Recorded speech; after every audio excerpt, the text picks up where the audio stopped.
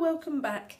And in our New Testament reading today, we're right near the end of Romans now. We're in Romans 15, and as we're near the end, there's only one more reading to go, which is tomorrow's. Today, there we go.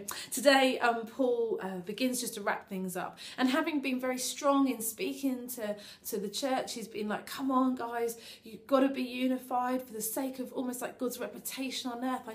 You've got to work this out. You've got to be unified. Jewish Christians, Gentile Christians, have a united front. And having been quite strong, he uses that word, I urge you. He quite likes that word. I like it too.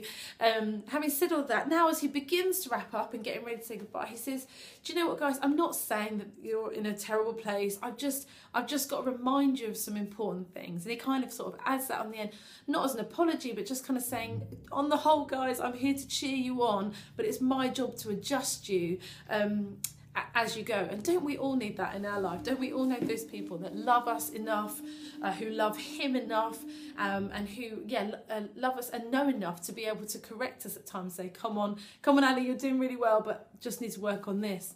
Anyway, he gets ready to wrap up and he sort of says, I've got this calling I want to proclaim the gospel to the Gentiles. So would you pray for me and stand with me in that? And as I say, he's getting ready to wrap up. And right at the very end of this reading today, he just says, the God of peace be with you. And this idea, the God of peace, he often starts and ends his letters with the grace and peace to you. The God of peace be with you all. And I love that. That's often the truth that Paul often brings us as believers back to. God of peace be with you. And he is indeed a God of peace. It's one of his names. He's the Prince of Peace.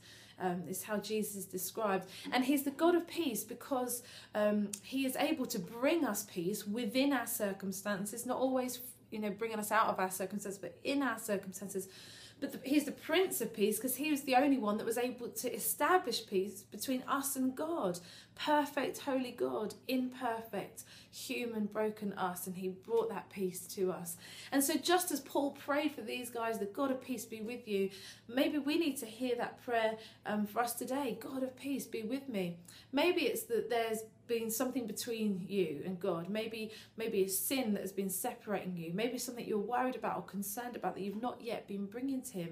So maybe that invitation, the God of peace be with you, is just to bring that before him, to confess sin, to invite him back into a circumstance, to remove any distance that there might be between you. Or maybe it's that you need the God of peace to be with you in a circumstance where you're not currently knowing peace. Either way, my prayer for you today is that God of peace would be with you and that you would know his peace today. Amen. See you soon. Bye.